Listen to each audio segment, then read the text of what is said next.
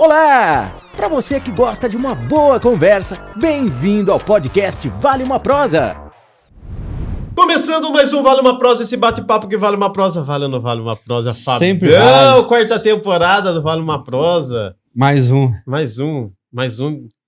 Nível Nível altíssimo. hard. E do assunto que a gente gosta. Assunto que a gente gosta. E esse cara, na verdade, tem um irmão dele também. Eu já pensei, vou trazer esses caras lá no comecinho, mas eu tava com vergonha de trazer isso no começo. É peixe grande que fala, É né? peixe grande. Eu falei, vou trazer. Será que eu vou conseguir dar conta? Mas agora na quarta temporada, Vamos lá. ele topou o nosso papo. Vamos falar com ele, vamos falar de cultura e outras coisas mais. Ângelo Rubi! E aí, Ângelo? Obrigado, gente. Obrigado pela deferência e 90% disso é mentira. 90%. Porque eu mal sou alfabetizado. Quanto mais peixe grande. Eu acho legal que ele deu uma margem de 10% para eles pensarem. Mas qual é o 10%? Não, 10% é que eu ainda sei quanto é 2 mais 2. Tá vendo só? Ângelo, um cara mal alfabetizado que você tá falando, consegue pensar tanto em cultura assim? Que a cultura tem que ser um cara... Olha, cara, não é muito difícil fazer o que eu faço, porque quem vive de cultura na cidade vive em dificuldade constante. Sim. Então a única coisa que eu faço é falar sobre as dificuldades que me afligem. E eu sei que essas dificuldades são as mesmas, né, em diferentes graus, obviamente, tal, que afligem os meus colegas trabalhadores da cultura. Então, se são problemas pelos quais eu estou passando, e tem uma coisa que eu falo sempre, né? A gente que lida com cultura é muito dependente de política pública. Muito dependente de política pública. Só que, ao mesmo tempo que tem essa dependência muito grande, o setor da cultura é um setor que mais dá retorno, é um dos que mais dá retorno para o Estado, justamente. Sim. Né? Então, em devolução de impostos, em geração de emprego. Retorno financeiro mesmo. O retorno não só importante. Né? Sem contar que cultura é um instrumento de geração de paz, geração de bem-estar, melhoria da saúde, sobretudo a saúde emocional das pessoas. Sim. Né? Educação. Então, eu falo sobre esses problemas porque eu espero que existam soluções para esses problemas vindo desse espaço de dependência que a gente tem. Né? Então, o falar de cultura é muito fácil, porque é o que eu vivo. E viver de cultura é viver de problema, infelizmente. E é o setor criativo, o setor que vive para soluções, só que essas soluções elas são muito limitadas porque a gente está enfrentando todo dia moinhos de vento. Entendeu? A gente fica lutando todos os dias contra os mesmos problemas, né? Que tem solução. Por que você acha que nós aqui, Taubaté, arrasta tanto esse assunto problema, cultura, por tanto tempo e parece que a gente não consegue arrumar ou apertar o parafuso? Não é um problema de Taubaté, mas como a gente vive aqui, a gente sente na carne. Né? Ele é um problema generalizado, só que a gente tem expertise sobre os problemas daqui. Então, E aí, o que eu imagino? O que são as impressões que eu tenho, né, que eu construí nos últimos anos com as observações que eu faço sobre políticas públicas. Tá? Eu não faço muitas observações sobre outras questões. Existe uma dificuldade em profissionalizar o setor. E aí a gente passa por questões de cunho muito práticos. Por exemplo,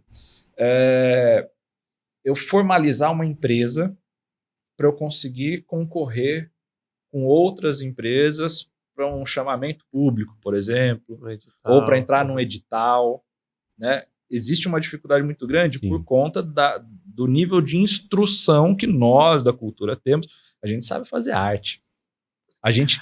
O lance é esse, a gente quer se preocupar em fazer arte, a gente não quer se preocupar no lado burocrático, na burocracia. Porque isso mata a arte em certo sentido, sabe? Ela é necessária, ela é importante e tal, Só que você imagina, você tem um artista super talentoso, que o cara estudou a vida inteira a técnica artística dele, e aí, quando ele cai no mercado, ele cai no meio do mato sozinho. Sim. Né? E com uma faquinha assim, ó, de pão na mão, entendeu? Para picar mato. Tem, né? Não tem o que fazer, né? E aí esse cara, ele não tem estrutura, porque a maioria de nós é muito pobre, né? A maioria de nós é muito pobre, a gente não tem estrutura para contratar um escritório de contabilidade, por exemplo, para fazer as nossas contas, para contratar um profissional que resolva as nossas questões de direitos autorais, que resolva as nossas questões de leis, enfim, né? Porque isso custa dinheiro. Né? De partida a gente já começa gastando. Sim. Toda empresa, isso não é uma exclusividade da cultura, não é exclusivo. Só que para a gente formar fluxo de caixa é difícil, porque fazer preço na cultura é uma coisa muito difícil. Porque a gente lida com a subjetividade, né? Por que a arte do Marquinhos vale mais do que a arte do Ângelo, se eventualmente a arte do Ângelo é muito mais legal em alguns aspectos? Não, mas o nome do Marcos vale mais do que aquele. Sim. Eu lembro, eu não sei se isso é uma anedota, se é folclórico ou não. Uma vez um professor estava me contando a respeito do Picasso. Né? Eu nunca fui pesquisar para ver se isso era verdade, mas eu conto como se fosse, porque a história é muito legal. Né? Alguém pesquisa aí. Eu não me responsabilizo. Ele não tem referência. Eu estou lidando como anedota, tá? Diz que o Picasso estava num café ou num restaurante, almoçando, né? Aí ele termina a refeição dele e alguém vem com a conta. Aí ele assina um guardanapo e entrega para pagar a conta. Né? Aí a pessoa olha, não sabia quem era o Picasso, aí ele chama o gerente e fala assim, eu sou o Picasso. Né? Aí o gerente fala, não, tá pago. Aí o funcionário fica revoltado. Pô, que história é essa? Tá? O cara tá pagando com guardanapo, com o nome dele assinado, né? Porque ele não sabia quem era o Picasso. Aí ele fala assim, eu sou pintor. Ele fala assim, então me faz pelo menos uma pintura. Ele fala assim, não, eu quero pagar o meu almoço, eu não quero comprar um restaurante. Então, assim, por que algumas assinaturas valem mais que a obra, muitas vezes? Né? É claro, para chegar nesse ponto, ele precisou de muita obra, etc. Mas ainda assim, a gente cai nesse mesmo espaço. Né? E se eu saio como pintor, eu não sou pintor, mas se eu caio no mercado hoje das artes visuais, artes plásticas de pintura, né, eu estou no mesmo, estou concorrendo com qualquer figurão do meio que está estabelecido hoje. Sim. Né? Estou no mesmo lugar, eu estou fazendo a mesma coisa que esse cara. Sim. Só que eu nunca vou conseguir, quer dizer, ainda, se eu não tiver o reconhecimento desses caras, se eu não tiver, eu não vou. Exatamente. Como é que eu vou cair no mato, sabe, com uma faquinha de pão, se o cara ele caiu já com a estrada pavimentada no lugar? Exato. Eu acho que ele pavimentou, né? Às vezes, né? Sim. Muitas vezes, muito provavelmente não, a maioria desses caiu também com a mesma faquinha de pão. Sim. Né? Só que ele provavelmente caiu no mato certo. Também. Né? Aí aqui tá. Existe uma questão do centro de produção. Né? A gente está produzindo num ambiente que é privilegiado. A gente está bem no eixo Rio-São Paulo. Uma região boa, né? Exato. Só que a gente não é capital. A gente não é nem São Paulo, nem Rio de Janeiro. Nem capital do Vale, né? E nem capital do Vale. Interior. Né? Então, para o fluxo financeiro chegar aqui para impulsionar a arte, ele está só de passagem, normalmente, porque a gente não cria os atrativos para fazer a retenção de parte desse dinheiro. Mas a gente brincou que não é capital do Vale, mas na cultura era para ser, né? Pô, os nomes que saíram de Taubaté... Olha, eu costumo brincar que Taubaté é o centro do universo. Porque assim, tudo acontece em Taubaté. Taubaté produziu de tudo. Taubaté produziu o maior cineasta do Brasil. Sim. Né, da história do Brasil até hoje. Taubaté produziu, né, de acordo com pesquisas, isso não sou eu falando, o escritor mais lembrado. Sim. Né, não sei se é o mais consumido, mas é o mais lembrado do Brasil. A gente produziu uma das maiores, se não a maior apresentadora de TV de todos os tempos.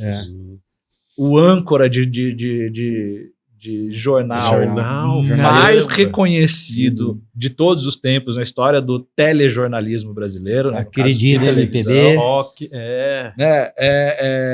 O Tony Campelo, ele diz isso. Ele fala assim, o rock brasileiro nasceu em Taubaté. Exato.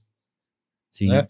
Então, assim, a gente tem muita coisa, né? A gente tem uma capacidade produtiva muito boa, só que a gente tem essa capacidade produtiva, mas a gente não consegue escoar a partir daqui.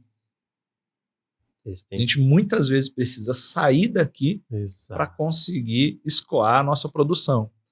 Né? A gente tem autores de novela, a gente tem cineastas hoje, Jefferson D, etc.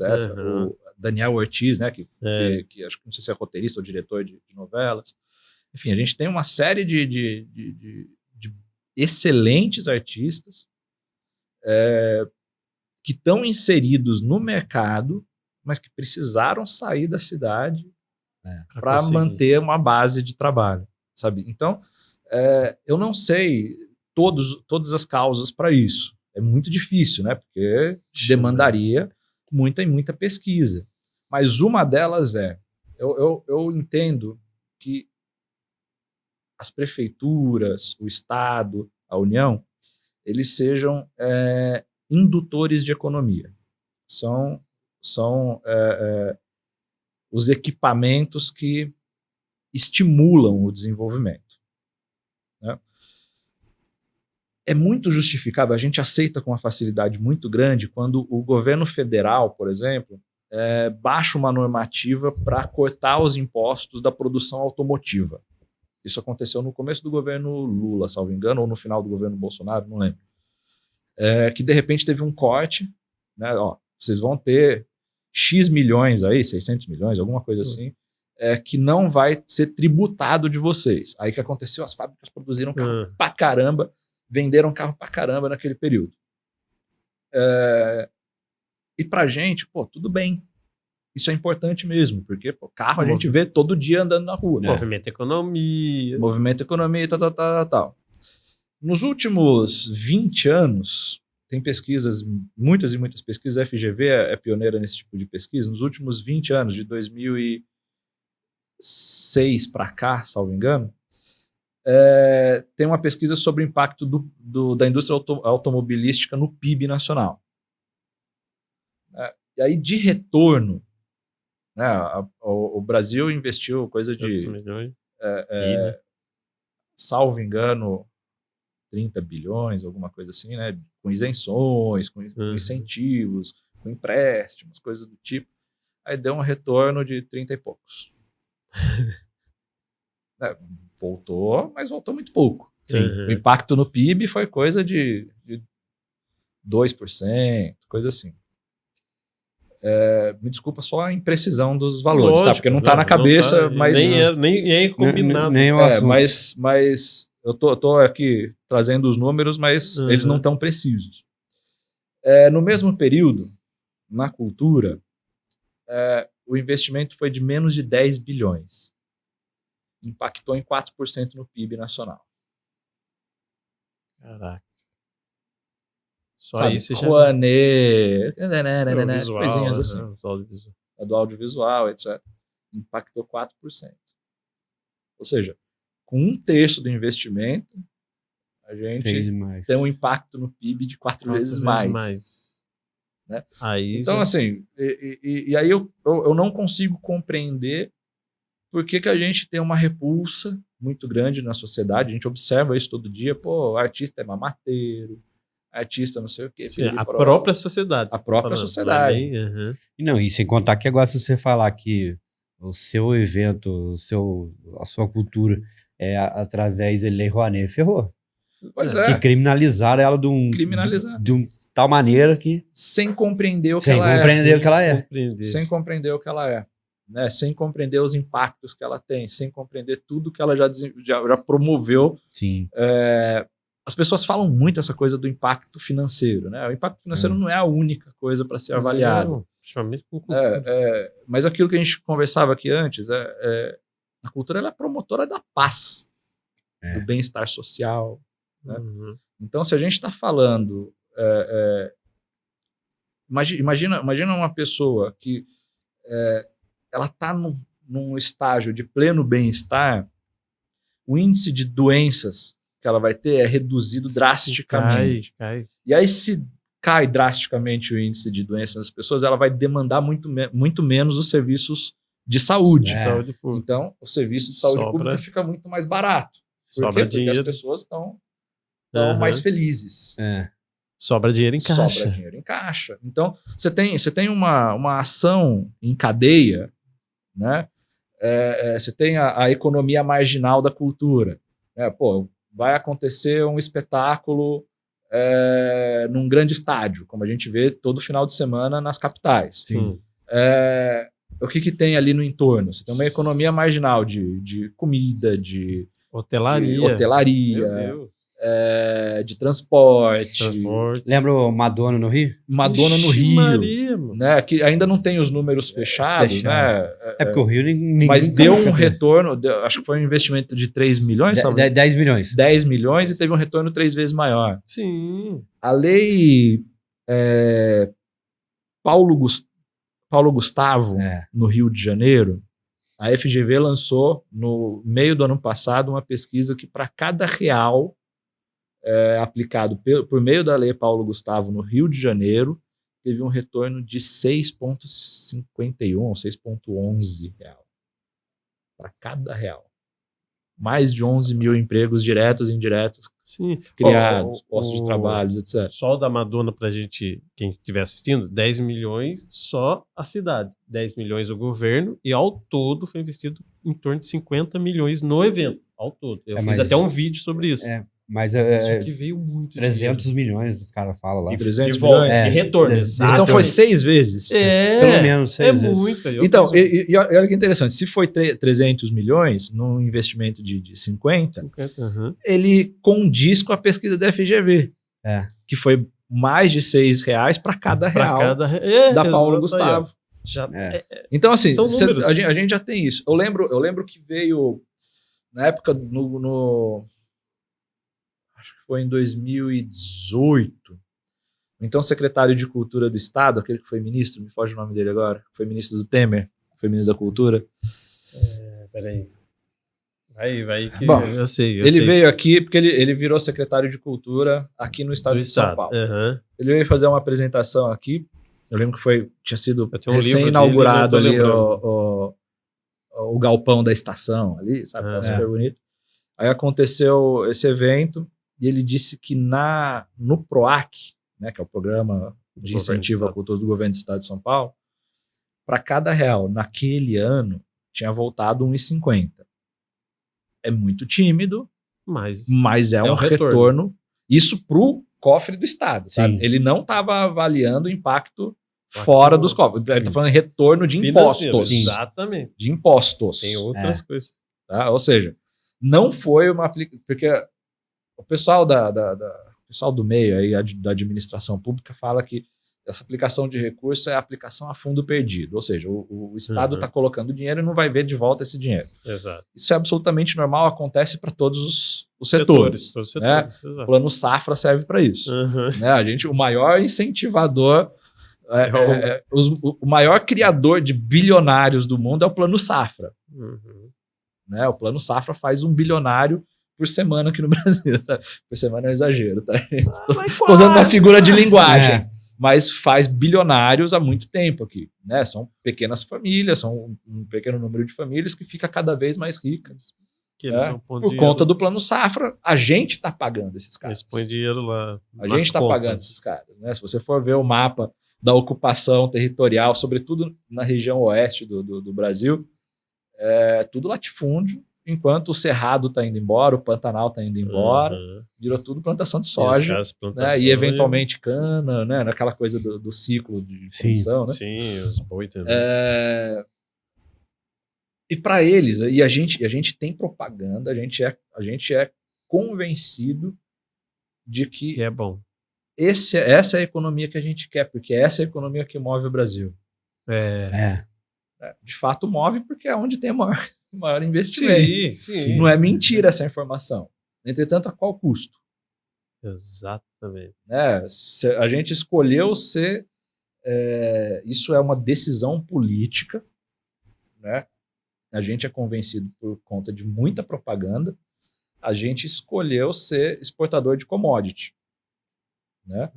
Isso é bom? É bom porque dá um retorno enorme, demanda uma tecnologia baixa para fazer, etc. Então o custo é baixo. Entretanto, qualquer coisa que a gente vai comprar, a gente tem que importar. Porque a gente não tem essa capacidade de produção em larga escala no Brasil. E aí a gente compra produtos feitos com as commodities brasileiras vindo para cá muito mais caro. Então, assim, sabe, será que esse custo é o que nos interessa? Se for, alguém me conta. Eu não acho tão inteligente, mas dá dinheiro no curto prazo. Dinheiro pra caramba, a ponto de fazer uns bilionários por aí. Rápido. E na cultura, a coisa, ela não é imediata. Né? A cultura, ela tá dentro da lógica de mercado, ela opera dentro da lógica de mercado, mas os resultados, como a gente trabalha muito com intangível, ou seja, aquilo que a gente não consegue materializar, porque a gente lida muito com emoções. Sim. Né? O valor simbólico das coisas. Só que a gente precisa ter capacidade, ao mesmo tempo de lidar com o valor simbólico das coisas, a gente também tem que saber lidar com o valor financeiro dessas coisas. Como que a gente atribui valor financeiro a um quadro da Tarsila do Amaral e ao quadro do Alexandre, que trabalha ali no Centro Cultural, que é um artista excepcional, por exemplo. Por que a Tarsila do Amaral vale muito mais que um Alexandre, que é um artista excepcional, brilhante? Né? Então, você tem como que eu dou valor para uma coisa? Sabe, é parecido com a coisa do Picasso. Por que a assinatura dela vale mais que a assinatura do outro? Se um é um CPF ativo, o outro não. Já não é mais. Mas assim, até voltando um pouquinho no lance do bairrismo, do Taubaté, que me parece, sei lá, eu sou fruto de que sofri, falei, acabou, não quero mais, tchau, não aguento e tudo mais. Mas assim, eu fico muito imaginando assim, parece que a gente...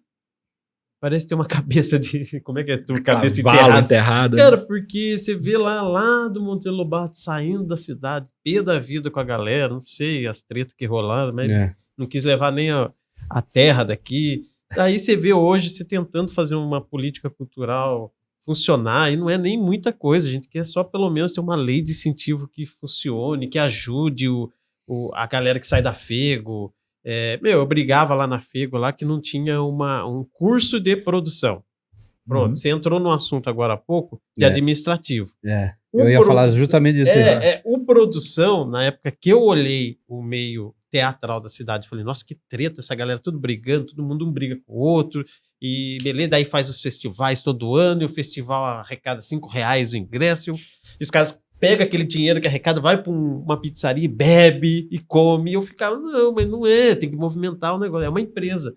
E lá atrás, eu fazendo a parte de produção, eu fazia a parte administrativa. Do meu jeito. Nunca fui um administrador, tanto é que eu tive vários amigos administrando minhas empresas para me ajudar. Mas eu consegui lidar bem, consegui patrocínio, beleza.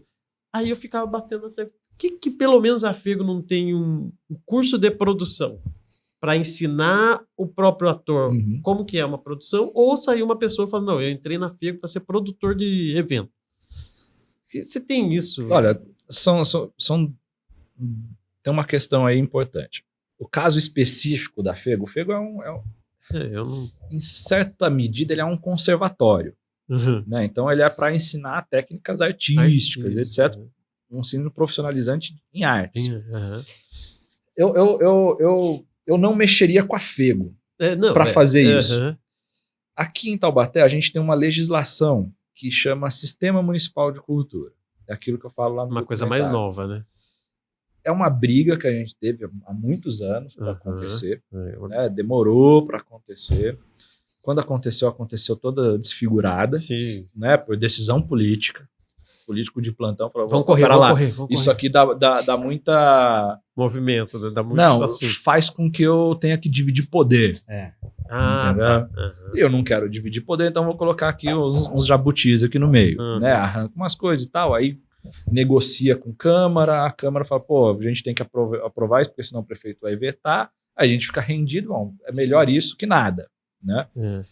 Ótimo, um baita de um avanço, isso foi aprovado lá em 2016. E lá tem uma coisa que é o PRONFAC, que é o Programa de Formação na Área de Cultura. Olha isso. O Programa de Formação na Área de Cultura, eu conversava com os colegas sobre uma maneira de viabilizar essa coisa, né? O que ele faz? Ele é para formação técnica na área da cultura, seja artística, seja de produção, seja de formação dos agentes públicos, Sim. né? Questões de administração pública, né? Para formação dos administradores. Uma forma de viabilizar isso é converter esse programa, que é um programa que ainda não está em operação, em um programa orçamentário da prefeitura. A prefeitura hoje funciona assim, a administração financeira da prefeitura. Ela é organizada em áreas, em setores, né? Área da cultura, área do urbanismo, área da mobilidade, saúde, etc. E essas áreas operam a partir de programas, né? Aí você tem o programa, no caso da cultura, o programa de difusão cultural, o programa Patrimônio, Museu, Memória e Cidadania, né? Faz a gestão dos museus, e tem ali, por conta de algum enrosco administrativo, um de comércio e serviços, que é a coisa de financiamento do fundo de turismo do município. Não sei por que ele não migrou junto com a estrutura do turismo para outra pasta. Mas, enfim. A proposta seria botar esse PRONFAC dentro dessa estrutura administrativa financeira da prefeitura para viabilizar. E aí a gente tem uma estrutura custeada já com recurso próprio da administração para formação. E aí a gente tem todo tipo de formação técnica, inclusive essa que você não notou na FEGO. Sim, né? Então, eu acho que esse é um dos caminhos. Viabilizar o sistema municipal de cultura. O que o sistema municipal de cultura ele faz? Ele dá mais poder de decisão para a própria sociedade. O que interessa à sociedade de fato? Aí a prefeitura vai criar os mecanismos, um sistema, existe lá também previsto um sistema de indicadores, de informações indicadores, que é um sistema contínuo de pesquisa. É em certa medida, o censo da cultura local. Né? Grosso modo, seria isso, o censo da nossa cultura. O censo da nossa cultura ele está aqui para a gente saber onde investir melhor o dinheiro. Se a gente já sabe, isso está inclusive no diagnóstico do Plano Municipal de Cultura, que está lá na Câmara Municipal de Cultura, na Câmara Municipal de Vereadores. Eu ia falar do plano.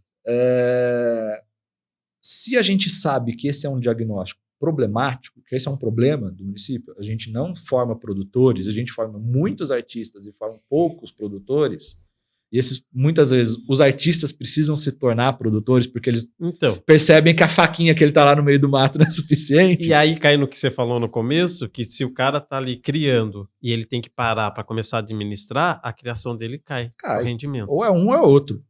Então, mas, por exemplo, assim, ó, eu fiz um evento aqui 2 anos. Num ano, era pré-eleitoral, chegou um cara amigo meu e falou assim, põe o nome do Ângelo como apoio. Vamos lá, apoio Ângelo Rubim. Não vou botar o nome do Ângelo. Não vou botar o nome de ninguém. Ninguém tá apoiando, ninguém tá ajudando eu. Aconteceu a festa. O cara ganhou cargo eleitoral no ano seguinte. O que ele fez? Embargou minha festa. Não posso fazer a festa mais na cidade. Não apoiou, não botou o nome. Esse é um dos motivos. Aí como que você trabalha na cidade assim? Então, esse é um dos motivos que afasta as pessoas. O Marquinhos, quantas vezes não apanhou no fragiliza o meio. Por quê? Eu fiz o documentário e o Marquinhos tava me perguntando que, cara, como é que você fez isso? Eu não tenho o que perder. Sim. Já perdi. A minha diferença o que me diferencia da maioria das pessoas aqui é não ter o que perder. Habitualmente, eu não sou financiado por ações públicas. Sim. Né? Não que eu vá atrás delas e tal. Né? Mas, de todo modo, habitualmente, isso já não acontece. E aí o que acontece? O que eu faço? Eu junto dados públicos, ou seja, são informações que não sou eu quem disse, Estão abertas. estão abertas. Então, Beto. Você pesquisa no portal da transparência, você pesquisa na legislação municipal, você pesquisa nos setores No de próprio- contas públicas, na imprensa, na né? imprensa, etc. Alguém publicou. Sim. São Muito bom. informações conhecidas. É. Eu compilo essas informações e faço uma análise crítica em cima. Aí a minha intervenção é observar aquilo e fazer, olha, no meu ponto de vista, isso aqui é um problema por isso, por aquilo. É. Aí é a hora que eu me posiciono. E normalmente de forma impessoal, a menos que entre o tempero da pessoalidade no momento que eu estou falando de uma ação específica realizada por um agente público que tem autonomia de decisão. Né? Quando eu estou falando de um secretário, quando eu estou falando de um prefeito, Sim. né? Que é a pessoa que Não, assina o documento. Ele É. quer ou não quer. Então, é nominado para identificar quando no tempo determinada coisa aconteceu. Aconteceu durante a gestão X do fulano. Então, na gestão do fulano, então eu sei, isso aconteceu no período de 1901 a 1905, Sim. por exemplo. Era o secretário de Cultura de 1901, era o fulano. Aí eu tava lá. Foi esse cara aqui que foi durante o período dele. Então, para fazer essa ambientação, para eu saber do que eu estou falando, de quando no tempo estou falando e há quanto tempo aquela coisa influencia a nossa vida, porque se eu estou falando disso agora, é porque aquilo Ainda impacta tá- hoje. Cara, mas né? o que eu achei sensacional, já entrando agora no observatório, o que eu achei sensacional foi a roteirização das pautas que você levantou. Porque, assim, quem viveu aquilo deve assistir aquilo assim, tipo assim, eu ficava assim... Sentiu eu na parava carne. um pouquinho, juro, eu parei um pouquinho. Juro, eu tava lá. Eu comecei a assistir lavando louça e parei. Falei, não, peraí, isso aqui merece quase que uma TV de 50 polegadas. Aí eu parava, e juro, eu parei umas 3, 4 vezes para lembrar. Eu falei, nossa, isso que ele falou, eu ouvi isso. Sabe, eu estava passando ali por perto. Passei por perto. Então, tipo assim, o que eu achei sensacional, que até falei para você, eu vou ter que assistir algumas outras vezes para eu também pegar outras coisas e colocar até na minha época dos meus espetáculos, das coisas que eu sofri lá atrás, é assim, a roteirização da junção de um assunto com o outro. Já passou para outro secretário, e outro secretário continuou fazendo isso, o outro que entrou não sei quanto tempo, sei lá, entrou só para esquentar a cadeira. Então, e aí, vindo de você, aí vem outra questão, porque eu venho de uma pessoa que eu falo, pô, esse cara tem total propriedade para falar, porque a gente viveu isso lá atrás, a gente sentava, eu e ele, o irmão dele, e a gente ficava fazendo as nossas fofocas, vamos dizer assim, mas nada de a gente, não é falando mal dos outros, pô, tá difícil isso, sofri para isso, não consegui produzir isso, e os caras, verdade, é por causa disso. E você sempre com os números, né, eu lembro que muito tempo atrás, eu lembro que uma vez você apresentou para mim o plano diretor, o plano, você começou a falar, eu falei, caraca, e ele vinha com os números, eu amo o número, então ele vinha, cara, esse aqui, ó, foi destinado essa verba não foi usada, esse aqui foi, né? E aí eu fiquei muito assim, não assustado, mas muito feliz de ver isso acontecendo em 2024, acho que você começou a criar isso, não sei quando, mas eu assisti agora, o ano passado, 2024, eu falei, cara, ainda há esperança. Marquinhos, tem uma coisa, ainda cara, estamos aqui. Que é fazer justiça à memória das pessoas. Teve gente que conviveu esse período todo com a gente que já morreu. E essas pessoas, elas não tiveram a oportunidade de testemunhar as transformações que virão ou de se frustrar de novo com as transformações que não virão. Então, assim, a gente tem que fazer justiça primeiro à memória dessas pessoas. Perfeito. Né? Quantas vezes você lembra do Jairo, que era protetor de animais também? Lógico. O Jairo, ele ia diuturnamente na Câmara Municipal para aprovar o Sistema Municipal de Cultura. Tem que aprovar, tem que aprovar, tem que aprovar. Ele foi um dos primeiros propagandistas dessa coisa aqui nessa cidade. Isso lá em 2005, 2006. A primeira vez que eu ouvi falar em Sistema Municipal de Cultura, a proposta, não se falava em Sistema Municipal, se falava em Sistema Nacional de Cultura. A primeira vez que eu ouvi falar isso foi com o Jairo. E foi lá em 2006, talvez 2007 no máximo. Ele falou, pô, isso é legal, isso vai melhorar a estrutura administrativa, a questão da gestão financeira, etc., para melhorar a distribuição, para promover igualdade, equidade. São valores que esse cara pregava. Sim. São valores que esse cara pregava. Aí ele lutou pra caramba pra coisa acontecer, morreu precocemente, ele não viu a coisa funcionar. Caraca. Camila, uma grande artista aqui, uma grande atriz de Taubaté, respeitadíssima, lutou. Ela ia, quando a gente começou a fazer aquela coisa do coletivo cultural independente, porque assim, a prefeitura assinou um compromisso com o Ministério da Cultura para fazer o sistema, só que não fez nada. Documentação. Aí a sociedade falou, se vocês não fizeram, a gente vai fazer. A gente ia lá, fazia reuniões, pô, como é que vai ser? A gente criou o anteprojeto de lei do negócio. A Camila ia toda semana, ela tinha aula, faltava nas aulas noturnas dela lá, para participar do negócio, para construir. Morreu tragicamente, não viu a coisa acontecer. Sabe, então assim, a memória das pessoas tá dentro daquilo que eu luto. Sabe? E é uma luta em glória, cara. É cansativo. Eu tenho vontade de largar tudo todo dia. Cara, e a pasta da cultura, assim como a da educação, deve ser as únicas positivas, né? Positivo em que sentido? Vem dinheiro do governo federal, estadual e não é gasto. Ou não é gasto? Não, todo. na verdade, não vem. Era para vir muito mais, não tem documentação. Precisa ter projeto. Exato. E aí, cara, é muito maltratada a cultura de Taubaté. Sempre foi. Sempre. Não é uma novidade. O que a gente luta é justamente para que seja tratado, no mínimo, com equidade, com igualdade, sabe? Com distribuição correta das coisas, enfim. Então, a coisa do sistema, né? Eu fui testemunha da implementação do sistema aqui. Eu estava aqui desde o começo, vendo. A maioria dos nossos colegas lá foram desistindo no meio do caminho, porque a vida ela é cruel, gente. A vida chega uma hora que cobra a conta, o cara precisa encher o estômago dele. Exato, pagar os impostos. O cara precisa pagar os impostos dele. Imposto que ele ficou devendo para a prefeitura muitas vezes, e é o que aconteceu. Ele não teve condição de pagar, ele está até hoje na dívida ativa e não pode prestar serviço para a prefeitura, porque a prefeitura não cria uma ação para regularização desses trabalhadores. Sim. Porque fez lá de qualquer jeito, numa época, fez mal, não cobrou quando deveria cobrar, e quando foi cobrar era uma fortuna que ninguém podia pagar. Sim. E aí o cara hoje tá inabilitado para trabalhar. Se você pegar o diagnóstico do pessoal que fez preparou o plano, fala sobre isso, porque a gente levantou essas questões. Levanta aí quantas são as empresas de cultura de Taubaté que devem para a prefeitura e por isso não podem prestar serviço para a prefeitura. E aí o cara não pode ganhar dinheiro para pagar a própria prefeitura. Sabe? Então, isso tendo a prefeitura como uma primeira mola de propulsão para o cara se desenvolver. Né? É claro, depois o cara tem que aprender a se virar também para buscar recursos.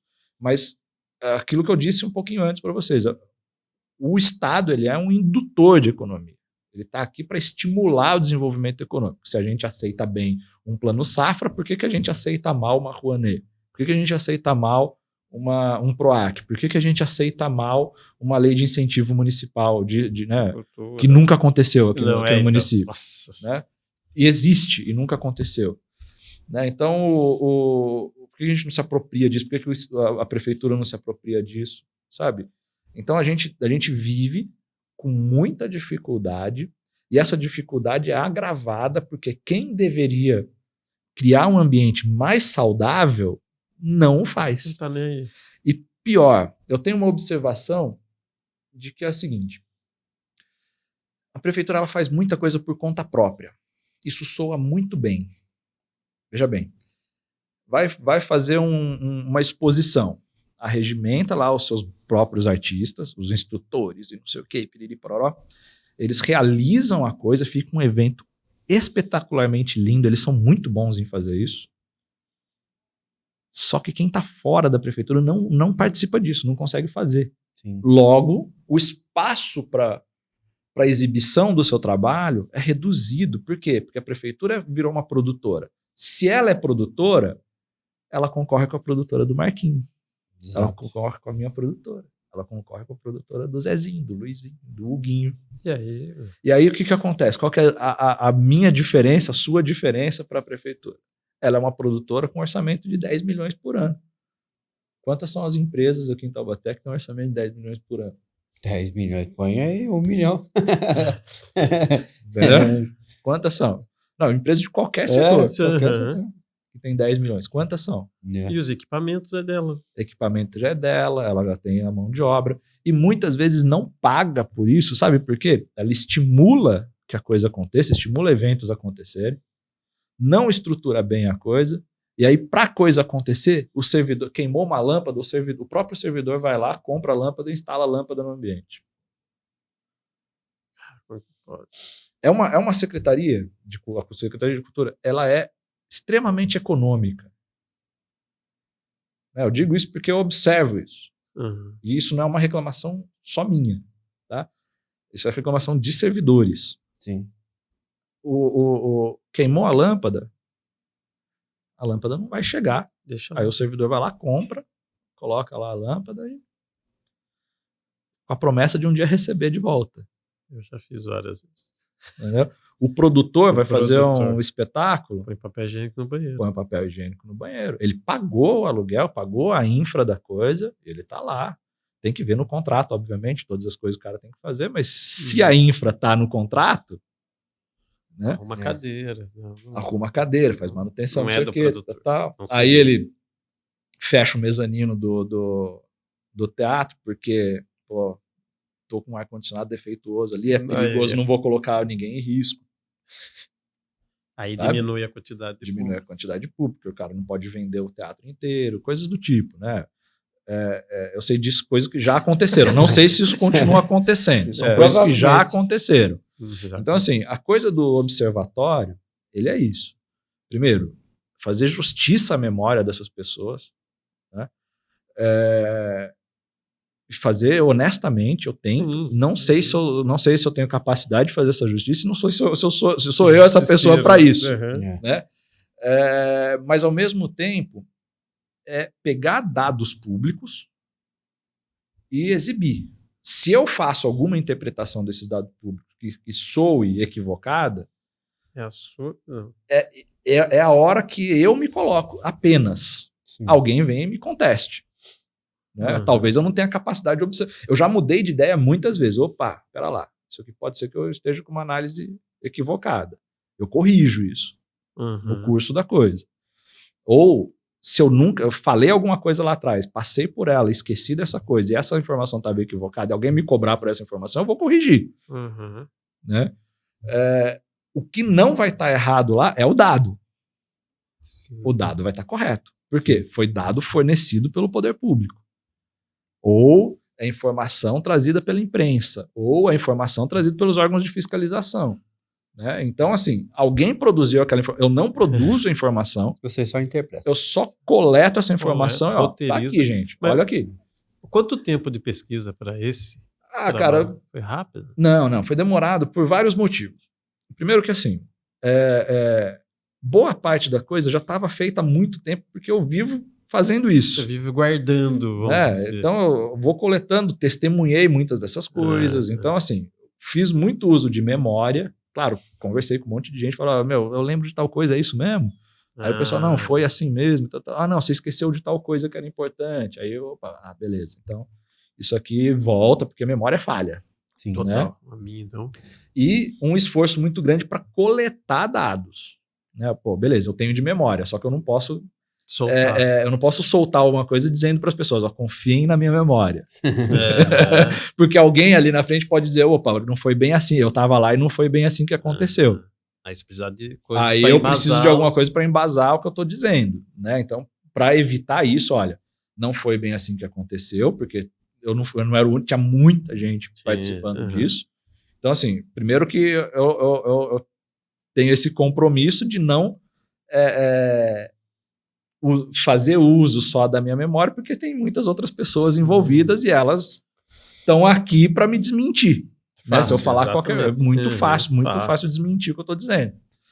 E a outra é coletar dados. Qual que era um outro problema? A maior parte dos dados para essa coisa, quem coletava era eu mesmo, com o Almanac Europeu. Porque você gostava, exatamente. Entendeu? Então, assim, a análise de números, etc., aquela coisa toda, era só eu que fazia isso. Né? Lá no Almanac, só a gente que fazia isso. Então, é uma retroalimentação. Né? Isso é um problema. Né? Porque eu evitei pegar coisas do Almanac Europeu e colocar lá para não ficar parcial. Imparcialidade é uma coisa que não existe. Eu não acredito na imparcialidade absoluta. Mas para eu, no mínimo, ter outros suportes, então eu fui atrás de outras matérias, outros documentos, outras coisas, ou reinterpretar coisas que eu já tinha interpretado antes com dados públicos para apresentar de novo, com outra roupagem e tal. E, então, assim, tem essa memória toda, tem esse tempo todo fazendo essa coisa. E aí tem um elemento novo. A gente hoje já tem um sistema municipal de cultura operando. Né? Eu fui conselheiro já também do conselho. E a gente estava no período que estava sendo discutido o plano municipal de cultura. Né? Então, foi, agora tem material pra caramba. Então foi juntar isso tudo, compilar essas informações, isso demorou. E aí, assim, por que demorou? Demorou por incompetência. Né? Procrastinação. É verdade. O que aconteceu? A pandemia me deu uma quebrada bonita, assim, né? Dos meus recebíveis. Não que eu recebesse coisa... Já não era... valesse alguma coisa, só que zerou mesmo. Entendeu? Caramba. E aí eu voltei a fazer coisas que eu já fazia há muito tempo. Né? Então eu voltei para o mercado editorial, então eu fui fazer livros, fui fazer capas de livros, trabalhar com arte gráfica, com esse tipo de coisa. Fiquei no primeiro período da pandemia fazendo isso, trabalhando para editoras, até que eu entrei numa editora. Aí essa editora, ela desenvolveu uma outra habilidade lá dentro e ela fundou uma gráfica. E eu montei a gráfica. Né? Falei, a gente vai fazer livro, então vamos montar uma gráfica de livros. E a gente começou a fazer livros. Em algum momento eu falei, isso aqui não é para mim. Eu quero confusão, louco. Isso aqui, não era só isso, né? Era muito dispendioso, era em outra cidade, todo dia eu tinha que pegar Dutra, sabe, aquela coisa. Aí eu falei, pô, cara, e eu estava fazendo cada vez menos livros, né? Edição de livro, edição de capa de livro, arte, leitura. Estava fazendo cada vez menos, estava me preocupando cada vez mais com máquina. Com a empresa em si. Né? Tava máquina e gente. Ela tem que administrar lá os funcionários. Eu ia lá, tinha que fazer reunião com funcionário, tem que não sei o que. Eu virei gestor de uma empresa. Aí eu falei, não, pera lá. É uma empresa que não é minha. Tenho plena confiança de quem está aqui e tal, né? O pessoal é uma empresa muito legal, muito bacana. Eu amo de paixão todo mundo lá. Só que não é minha praia, cara. Minha praia não é. Cara, eu apertava parafuso quando precisava. Sim. Entendeu? Minha praia não é apertar parafuso aqui. Eu quero apertar os meus parafusos lá. Né? E pesquisa. E aí eu larguei. Cara, foram 2 meses que eu sentava na frente do computador assim, e agora? Não vinha? Não vinha. Eu ia jogar videogame, assistir vídeo no YouTube, sei lá, cara. Eu fiquei 2 meses assim, ó, num nada, assim, sabe? Em lugar nenhum e tendo que fazer esse material. Sim. Porque eu fui contemplado, né, com o edital e tal. Então, assim, isso foi mais uma das coisas que me motivou a sair do trampo. Falei, eu podia entrar nessa coisa de digitais. Eu nunca entrei nessa coisa de digitais, foi a primeira vez. Eu falei, eu podia entrar nessa coisa de digitais, vou começar a fazer isso. E comecei a estudar, comecei a pesquisar, entrei em outros editais e tal. Então, tá rolando. Tá rolando, por incrível que pareça. Né? E aí, foram 2 meses no vazio, aí para depois fazer a coisa. Aí, como eu centralizei muitas das coisas, eu ainda pensei em arte, pensei em edição e não sei o que. Claro que eu compartilhei essas informações, isso tudo. Meu irmão participou muito comigo do roteiro, para fechar o roteiro final. Coisa de linguagem, que ele tem esse apuro no texto, que é uma coisa assim impressionante. Ele é um dos melhores refinadores de texto que eu conheço. Assim, ele é muito bom nisso. Eu tive o Alexandre, que trabalhou comigo na coisa de legenda, de edição, etc. E tive a Rende Libras, que fez a coisa da acessibilidade comigo. Né? Mas o miolo da coisa foi 100%. Né? Então, sabe, criar arte, criar não sei o quê, e criar o texto. Né? E, cara, foi horrível fazer. Foi horrível, porque uma coisa é isso que a gente está fazendo aqui agora. No bate-papo, a coisa flui, sai com facilidade por 2 motivos. A gente já tem um background, né? Você sabe o que eu tô falando, porque você viveu todas essas coisas. Né? Eu já estive em lugar que você esteve, que você precisou chamar a polícia. Então. Entendeu? Para conseguir ocupar o espaço que era seu de direito. Você precisou chamar a polícia, velho. Cara, que cidade a gente... Entendeu? O cara alugou o teatro para fazer o espetáculo, não sei o que, tal. Chega o juiz com ordem judicial, etc. E precisou chamar a polícia para abrir. Né? Então, absurdo. O que leva a ponto da gente precisar chamar a polícia para poder exercer o nosso trabalho? Exato, cara. Sabe? Se a gente chegou nesse ponto, é porque tem alguma coisa muito errada. Sim. Muito errada. Aquilo lá arrebentou eu. Né? Então, eu já tive episódios também de patrocinador de coisa minha receber... intimação. Não intimação formal, mas receber os recados, tipo, olha, não trabalha com esse pessoal aí porque a gente não gosta desse pessoal. Caraca. Se fizer tal coisa, a gente pode te processar. Como assim? Sabe? Então você tem uma rede de desestímulo muito grande. Né? A ponto de você ter que mudar de cidade. Exato. A ponto de todo dia eu acordar e falar, putz, cara, eu devia prestar um concurso público aí. Então, no meu caso, a minha festa correu tudo bem. Tudo como manda a regra. Então eles pediam 7 extintor, eu coloquei 21. Pedi uma ambulância, eu estava com 3. 3 brigadistas, eu estava com 10.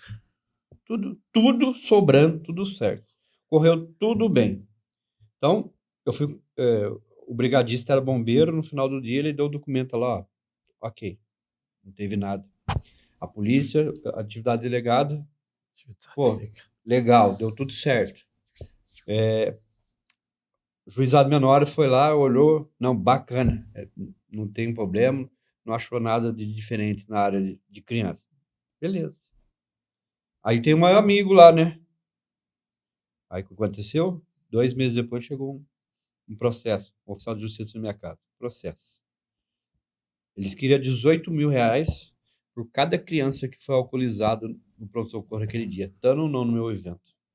Que responsabilidade é minha? Não, porque a gente viu criança bebendo no bar para ir, beber lá no céu para ir, beber no shopping para ir. Mas que culpa eu tenho? Isso não é culpa minha, isso é educação dos pais, isso aí é o pai que tem que estar... O próprio bar vendendo para a criança. O pai do menino. Caramba, cara. Aí eu fiz um ataque e não posso fazer mais a festa na cidade. Porque um amigo meu não gostou de eu não ter colocado apoio Joãozinho. Um ano antes. E aí, depois, mais 2 anos, 3 anos sem fazer, veio 4 pessoas de São Lourenço, eu lembro até isso. 3 caras e uma mina fazer uma festa igual, nome diferente. Liberado. O oficial de justiça bateu na minha carta. Você quebrou o TAC, tá aqui. Achei que era ele. Não, não tem nada a ver com isso. Se vira, prova que não é você. Tive que gastar com advogado e com tudo mais. Porque eles alugaram aquele rural, não sei o que, sindicato rural, para fazer. E eles queriam que eu mostrasse o contrato do sindicato rural, que eu não tinha meu nome. Mas como que eu vou pegar um contrato se eu não sou parte interessada? Não sou quem alugou o local. Não sou o dono do local, como que eu vou pegar um contrato? Tá aqui. Tive que entrar com o advogado, pro juiz mandar o sindicato rural. Você agora é suspeito de qualquer festa que acontecesse. Você é o rural, mostrar que não tem meu nome no contrato e ok, beleza. Embargar a festa deles. Que, essa festa não pode ter mais na cidade. Senão eles dão um tiro no pé, né? Se outra pessoa pode, por que eu não posso?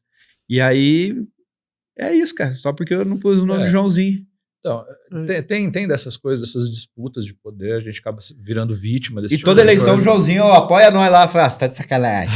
Não, a gente pode, de repente, se ver envolvido né, nesse tipo de coisa, e isso vai ficar pro resto da vida. Vai. Lamentavelmente. Né?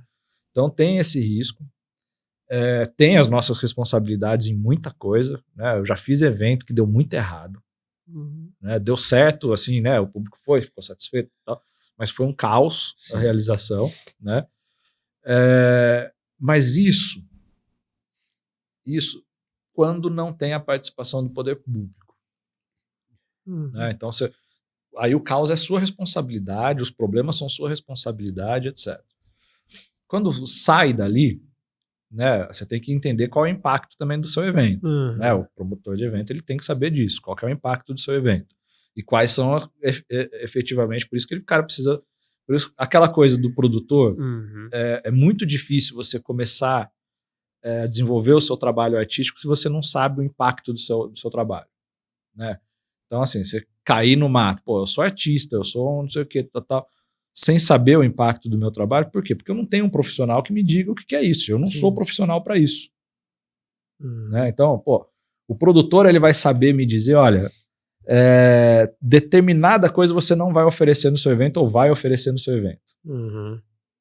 Não, isso aqui é tranquilo, as responsabilidades civis sobre isso não recaem sobre você ou recaem sobre você. Se está circunscrito ali, vai recair sobre você. Eu assisti agora, recentemente, um documentário muito, muito bom sobre o Woodstock em 1999. Legal. Foi um caos. Aquele negócio, tacaram fogo, não sei se vocês lembram disso. Eu lembro que no final teve um show do Limp Bizkit. Aí começou uma quebradeira no negócio, os caras arrancando madeirite. E o gênio que fez o negócio, que foi o mesmo produtor do primeiro Woodstock, ele saiu, né, fazer um momento de paz e não sei o que, ele distribuiu vela para as pessoas. Pronto. Cara, o pessoal foi muito mal organizado, o pessoal com fome, com sede, não sei o que, banheiro horroroso. O pessoal insatisfeito começou a tacar fogo no negócio. Um monte de tapume, tacou fogo em madeira. Foi o caos na cidade. E no final das contas, qual seria a responsabilidade civil desse cara? Né? Eu não sei, a legislação norte-americana eu não conheço nada, não sei qual é que é. Mas teve um impacto social aquilo? Negativo? Pra caramba. Foi visível, a gente assistiu isso porque foi transmitido ao vivo. Eu lembro na época quem transmitiu foi a DirecTV, cara. Eu lembro de ter assistido porque as minhas bandas favoritas estavam lá tocando, entendeu? E aí, de repente, começa a pegar fogo em tudo, cara. Imagino. Então, assim, né, alguém com muito poder não ouviu o outro dizendo, olha, não faça isso. A gente precisa saber lidar com esse cara. Ter um bom produtor que olhe pro artista e fala, não faça, ou faça, ou pode melhorar tal coisa. Né? Saber falar, né? Saber falar. Então, a gente tem um espaço muito vazio para ocupar, que é o espaço do bom profissional que saiba como realizar um bom evento e seguro para o realizador e para quem vai no evento. Né? Para não chegar nesse ponto de, olha, por consequência de um evento, se 10, 15 pessoas apareceram bêbadas no hospital naquele dia e 2 foram saídas do evento, você vai pagar a conta de 15. Exatamente.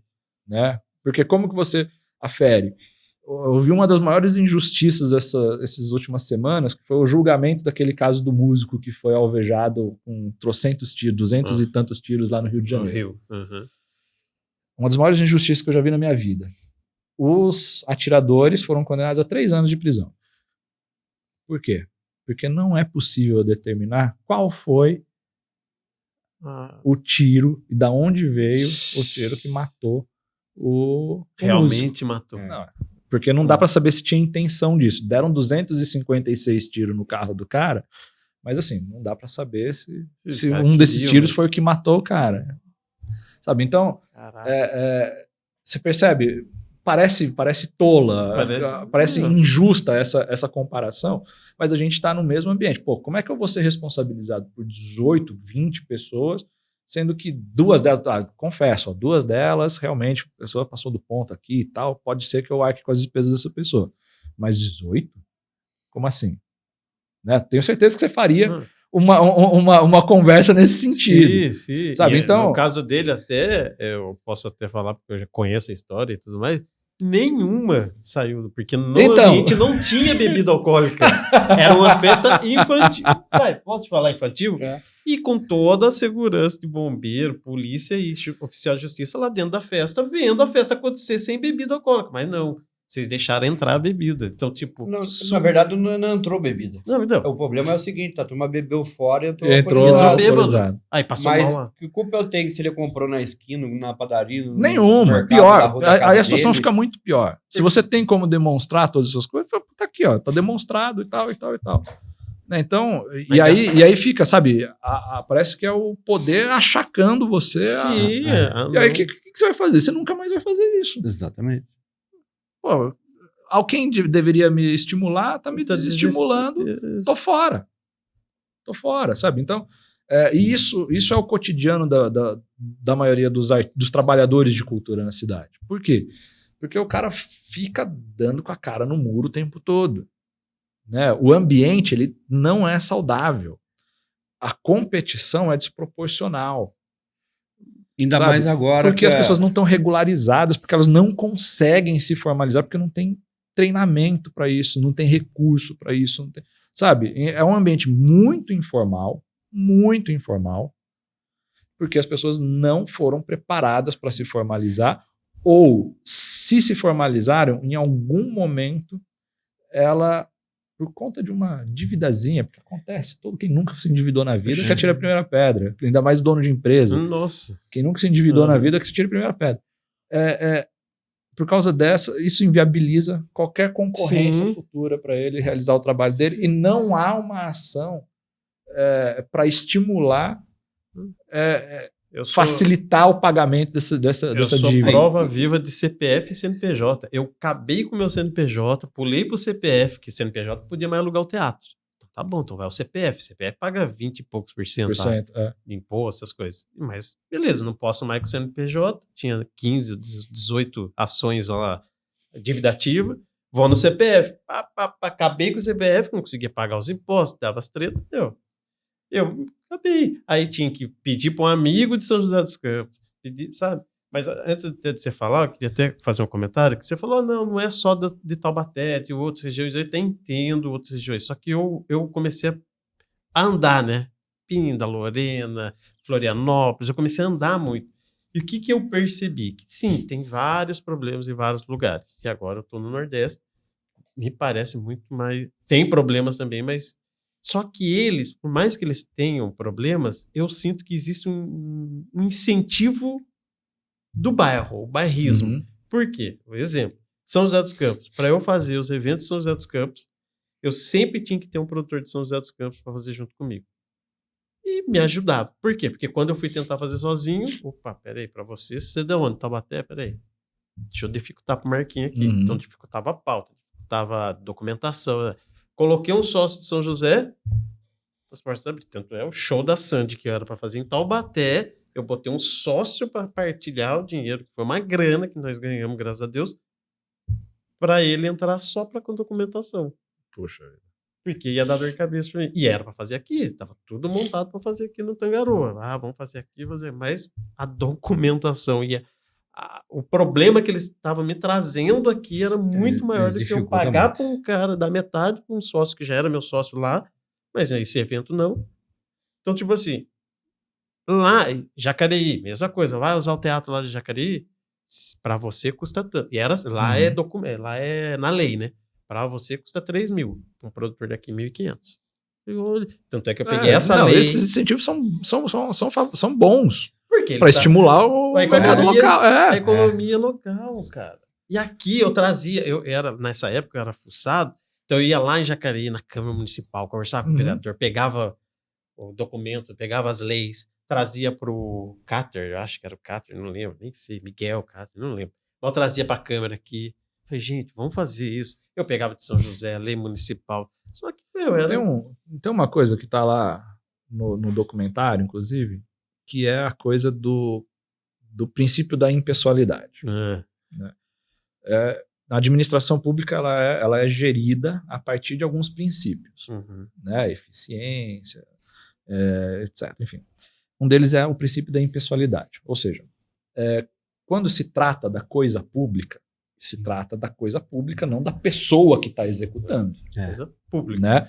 Ou seja, faz-se para todos, não para um ou por um. Né? Você já reparou que, cara, você está aqui há tanto tempo fazendo, se vocês estão aqui há tanto tempo fazendo cultura, vocês já devem ter percebido que em cada período da administração, essa administração tem a cara de quem está administrando? Total. Sendo que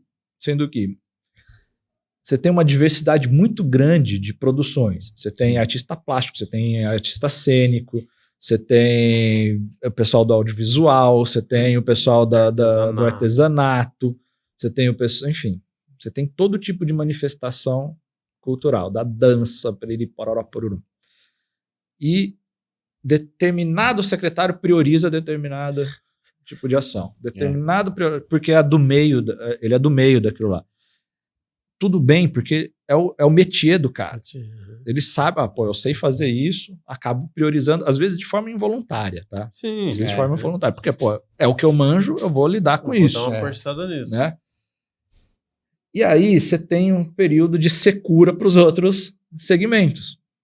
Né? Então, assim, por quê? Porque o cara não observou isso. E quem está trabalhando com ele, às vezes faz os alertas, olha, pera lá, você está priorizando determinada coisa, mas o cara, não tô, imagina.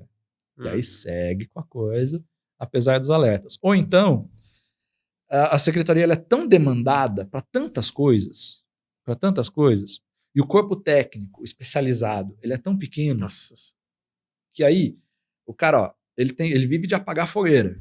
Aí é o vereador que vai demandar, é o prefeito que vai demandar, é o amigo do prefeito, é o amigo do vereador, é o amigo do amigo do amigo do cara, que daí o fulano vai lá dar uma carteirada, vocês têm que realizar, aí tem que realizar, aí o pessoal, ele tá fazendo uma ação estruturante aqui, importante, que vai impactar na vida de todo mundo. Aí ele tem que, pera lá, daqui a pouco eu volto, porque eu tenho que fazer a festinha tem que fazer a festa do fulano aqui do bairro, da igreja, do não sei o quê. Meu Deus. Né? E aí o cara fica o tempo todo, ele apaga a fogueira com gasolina. Entendeu? Aí tem que apagar aquele fogo ali, toma aqui um galão de gasolina, vai lá apagar. Então, o servidor especializado, técnico, que foi contratado para realizar determinada ação, ou que organizou um departamento para ele pensar numa política estruturante, ele tem que interromper toda hora o trabalho dele para atender uma coisa imediata, que não é estruturante, que não vai ter impacto nenhum.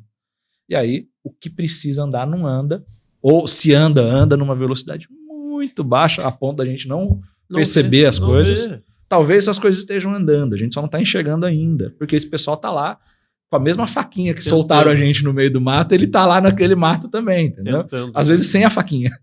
Cara, aqui a gente vê tantos absurdos, por exemplo, a gente conversou com um menino aqui, que ele tem um projeto de cadeira de dançar com cadeira de rodas. Dança com cadeira. Então ele pega as mulheres que estão na cadeira de roda, ensina elas a dançar, ele tira elas da cadeira, lindo. O cara tem 3 ProArch em primeiro lugar. Não tem lugar para ensaiar, cara. Ensaia na garagem da casa de uma das meninas. Foi para Alemanha para representar a cidade, foi para São Paulo, foi para o Rio, foi para acho que Porto Alegre. Não tem 1 metro quadrado que a prefeitura cede pro cara. Acho que no ano retrasado, se não no ano retrasado, no anterior, teve um coletivo aqui que eles também receberam um PROAC e tal, e foram apresentar uma peça linda,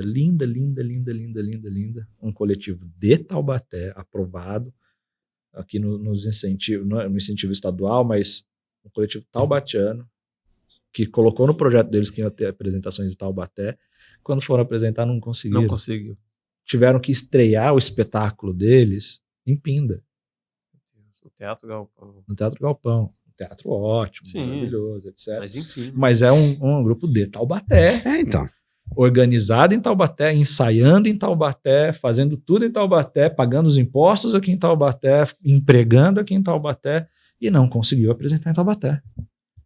Esse espetáculo lindo, maravilhoso, e não conseguiu fazer em Taubaté.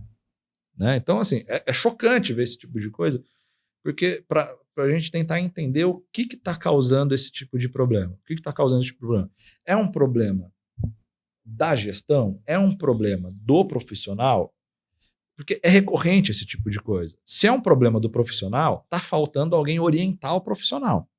Os profissionais eles não estão sendo adequadamente orientados para a realização das coisas.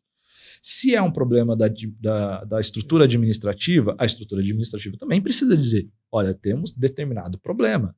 A coisa é assim, assim, assado, cozido. Esse é um problema que é solucionável do ponto de vista do profissional, que vai demandar o serviço público? Sim ou não? Se for, por que tem essa repetição? É por incompetência do profissional? Duvido, porque acontece tantas vezes. Sim. Né? Ou existe uma barreira ali que o pessoal está com preguiça de achar uma solução para ela. Né? Eu falo preguiça às vezes porque soa como se fosse assim. Sim. Né? Eu não sei se é em decorrência do fato do cara estar lá, do servidor estar apagando a fogueira com gasolina, ou se de fato tem uma má vontade para a coisa acontecer. Aí é onde cai na coisa da imprecisão da informação, sabe? Daí a gente fica aqui, a gente vai ficar jogando, eu acho que. Aí a gente tem muitos eu acho que, porque a gente não consegue localizar exatamente os problemas, ou as causas dos problemas. Aí fica, eu acho que. E quem tem que informar não informa qual é o problema efetivamente. Ou se informa mal. Porque informa para um e não informa para o todo. Mas, só pra gente encerrar, a coisa mais absurda que eu achei em Taubaté foram os caras criar o parque do lado lá do antigo São Lucas e colocar o nome Monteiro Lobato. Parque Monteiro Lobato. Porque agora todo mundo que não é de Taubaté fala assim, Monteiro Lobato Taubaté, pra onde que manda? Para aquele parque que nem lá não tem nada a ver com o Monteiro Lobato. Então, mas assim, a coisa da nomeação... legal, não basta nomear se você não... Eu lembro na minha adolescência que ela tinha bastante atividade artística. Sim. Na minha adolescência. Depois disso, eu não vi mais. Né? Até 95, 96, 97, talvez. Ali foi um ambiente que tinha muita atividade cultural.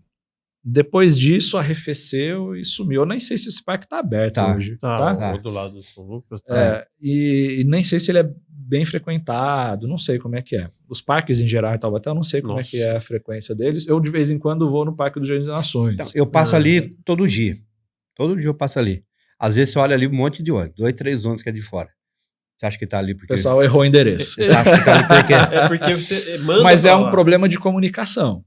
Né? Eu acho que a gente comunica mal as nossas coisas, né? Porque a gente tem um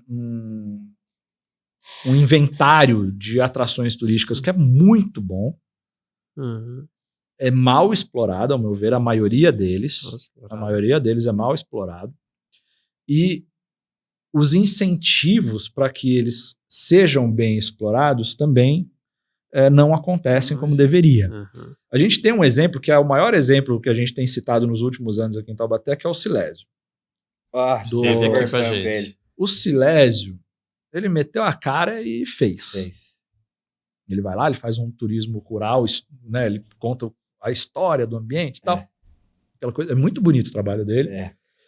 E eu lembro que eu fui no primeiro. Caraca. O primeiro, a gente conversou, ele veio, cara, eu tenho um projeto assim. Ele foi lá no Almanac, lá na nossa sede, conversou com a gente.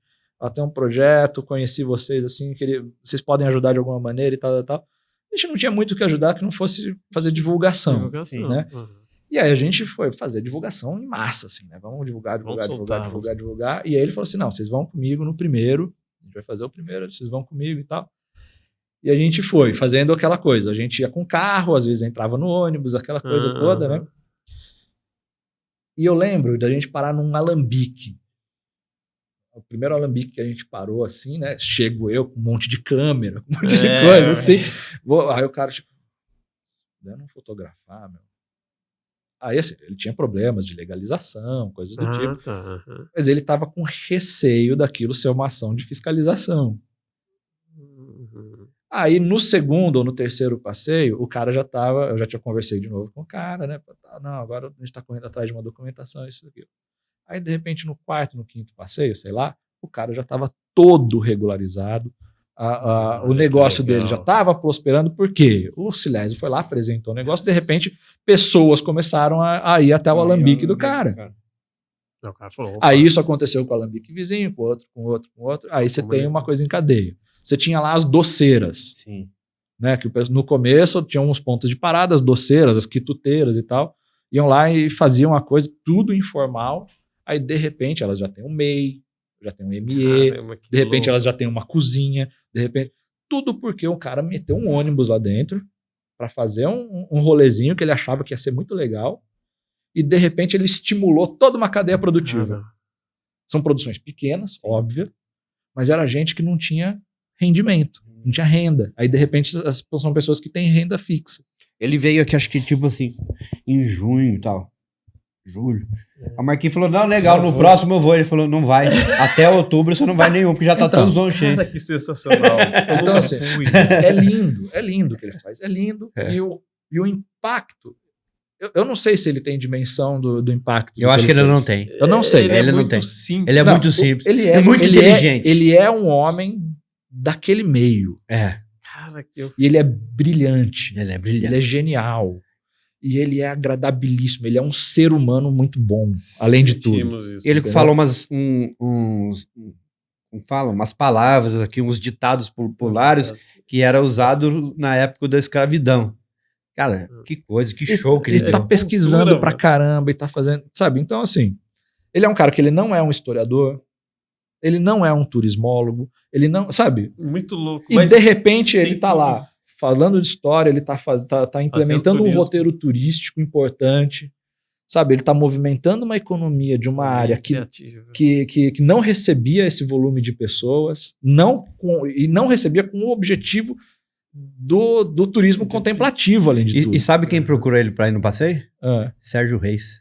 então, ele foi com o Sérgio Reis, É. já foi uma galera com É. ele, Você vê? sabe? Sérgio Reis quer ir no passeio, Taubaté não conhece. Sabe? Então, assim, a gente tem iniciativas Sim. tão boas quanto a do Silésio em vários outros segmentos Sim. Que impactam diretamente a economia, impactam diretamente o bem-estar social, impactam diretamente a sociedade de alguma maneira, que são invisíveis São invisíveis. e não recebem o estímulo adequado. Não recebem o estímulo adequado. E aí o que a gente tem é uma necessidade muito grande de receber incentivo, e esse incentivo ele não é necessariamente incentivo financeiro. Sim. Ele é uma ampliação da estrutura do trabalho das pessoas. A permissão de que o trabalho do cara avance sem que ele tenha que picar mato.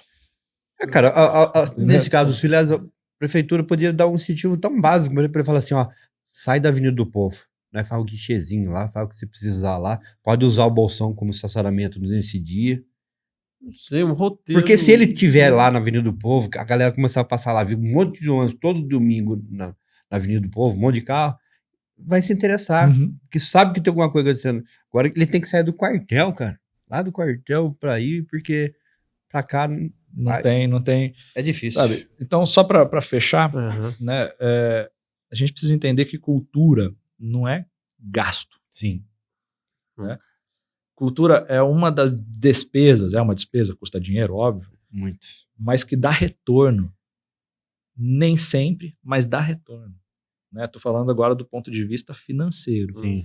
Porque, veja, algumas iniciativas culturais elas vão depender de recurso público para existência. Sim. Sobretudo quando a gente fala de cultura popular, manifestações populares, Sim. etc. Elas precisam de estímulo público, precisam de transferência de receita diretamente para sobreviver, senão acaba. Né? Outros não, outros precisam de uma infraestrutura bem feita, bem elaborada, bem institucionalizada, para que elas se virem sozinhas e consigam trabalhar sem amarras, sem ingerência, sem interferência de políticos para definir se você vai ou não trabalhar. Sim. Né? Então, com liberdade absoluta, com equidade, com equilíbrio. Né? Então, o papel do poder público é garantir essa estrutura mínima e sem discriminar ninguém. Ou seja, bancando o que tem que ser bancado, sobretudo quando a gente fala de cultura popular, e instrumentalizando todo o restante para que todo o restante consiga trabalhar com liberdade. É isso. Isso é o nosso sonho, não posso falar nosso sonho. Esse é o que a gente Trabalha todo dia, quer. Trabalha todo dia. Trabalha para acontecer. Para acontecer, enfim. Bom, Ângelo. Aonde as pessoas podem achar os seus trabalhos? Na sua rede social? Vamos lá. Eu trabalho num projeto chamado Almanac Urupês. Você acha no almanacurupês.com.br, que está meio abandonadinho, mas a gente está retomando. Nas redes sociais, Facebook, Instagram, YouTube. A gente tem trabalhado muito com vídeos agora, então YouTube/Almanac Urupês, você vai achar o nosso trabalho. E a minha rede pessoal é Ângelo Rubim, em qualquer lugar que você me acha. Assistam o vídeo Observatório do Sistema Municipal de Cultura. E em primeira mão para vocês, a gente vai lançar nos próximos dias o documentário sobre a professora Maria Morgado de Abreu. Ele já foi lançado fisicamente, tá? As pessoas participaram de uma sessão presencial, foi muito bonito, foi bastante gente, foi bem legal. É um documentário que a gente também levou um ano fazendo, deu bastante trabalho e está bastante bonito, que é a nossa pegada. Desculpa alongar de novo, mas se esse ambiente fosse minimamente saudável para a gente viver, eu não me preocuparia com políticas públicas, porque eu sou historiador. Eu não sou advogado, eu não sou administrador, eu não sou nada disso. Eu faço história, gente. Eu leio, eu pesquiso, eu vou a museus, eu produzo materiais baseados em história. Se a gente conseguiu produzir um documentário assim, que ficou muito bonito mesmo. Eu não estou guardando modéstia nenhuma para ele, porque se eu gosto, raramente eu gosto das coisas que eu faço. E ficou muito bonito, é um texto muito bonito do meu irmão, do Pedro, ele que dirigiu o projeto.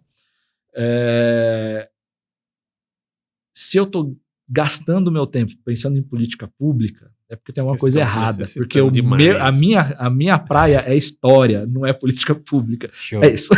Perfeito, eu acho que a gente tem prosa para horas e horas. Muito obrigado por ter aceitado esse papo sensacional, que eu sabia que ia ser sensacional, sem nenhum roteiro, você viu? Vamos soltar aqui. Eu acho que faltou alguns assuntos, mas em breve a gente pode retomar. Eu também quero convidar o seu irmão em breve também. Muito obrigado. Obrigado, gente. Desculpa, eu falo demais, cara. Não, fala o essencial, falou pouco ainda. Você tem muito para falar. Valeu. Até mais. Valeu. A gente fica por aqui, mas voltamos com uma baita prosa na semana que vem. Participe do nosso podcast, acesse nosso instagram.com/valeumaprosa e nos diga quem você gostaria que participasse do próximo programa. Envie perguntas e também críticas. Obrigado e até semana que vem!